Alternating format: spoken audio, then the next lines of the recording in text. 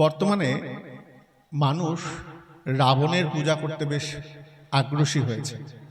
দেখবে মাঝে মধ্যে গান শুনি। আমি একদিন রাস্তা দিয়ে যাচ্ছি, যেতে যেতে হঠাৎ করে দেখছি কতগুলো ছেলে খুব নাচছে, উদ্দণ্ড নৃত্য করছে।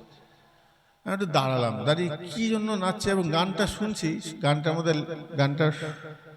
এইরকম রাবণ রাবণ রাবণ হুমে একটা গান আছে, রাবণ রাবণ রাবণ হুমে। ওই গানে কি নাচছে, বাপরে বাপ! আমি রাবণ, এর জন্য আমি অহংকার বোধ করছি যে কিনা অন্যের স্ত্রীকে তুলে নিয়ে এসেছে, অত্যাচার করছে, মানুষ নিরীহ মানুষকে মারছে। আজকে মানুষ নৃশংসতাকে ভালোবাসছে। রামকে ভালো লাগে না, রাবণকে ভালো লাগে। রাবণ মাতাল, লম্পট, দুশ্চরিত্র, সেটাই তার কাছে ভালো লাগে। আরেকটা বিষয়, আরেকটা সংক্ষিপ্ত একটা কথা বলি।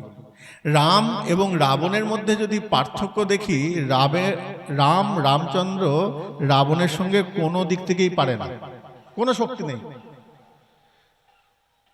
রাবণ হিমালয়কে তুলে ফেলেছিল, এত শক্তি। রাবণ সব থেকে বড় জ্ঞানী, শিবতাণ্ডব স্তোত্র তার প্রমাণ। জটাটবিজ্ঞলজ্জ্বল প্রবাহ পাবিতস্থলে গলেবলম্বলম্বিতম ভুজঙ্গ তুঙ্গ মালিকম আছে। শিবতাণ্ডব স্তোত্র করে শিবকে সন্তুষ্ট করেছিলেন। রাবণ বিদ্যায় রামের থেকে অনেক উন্নত, যুদ্ধ বিদ্যায়, অধ্যয়নে, সব দিক থেকে 10টা মাথায় বেদ উচ্চারণ করত। তাহলে রামচন্দ্র কোন দিক থেকেই রাবণকে পরাজিত করতে পারে না, কিন্তু পারলো কি করে? এক জায়গায় গিয়ে হেরে গেছে, চরিত্রে। রাবণের চরিত্র ভালো ছিল না, রামচন্দ্রের চরিত্র ভালো ছিল। ভগবান রামচন্দ্র কোনোদিন সীতা ছাড়া অন্য কোন রমণীর মুখের দিকে পর্যন্ত তাকাননি। শূর্পণখা এসেছিল, পায়ের আঙুলের দিকে তাকিয়েছিল রামচন্দ্র।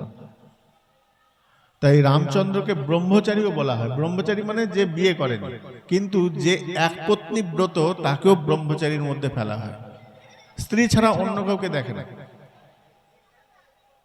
এক রমণী ব্রত, ব্রহ্মচর্য পালন। জীবনে কোনোদিন অন্য নারীর মুখ দেখেন নাই। তো এই চরিত্রের কাছে রাবণ হেরে গিয়েছিল।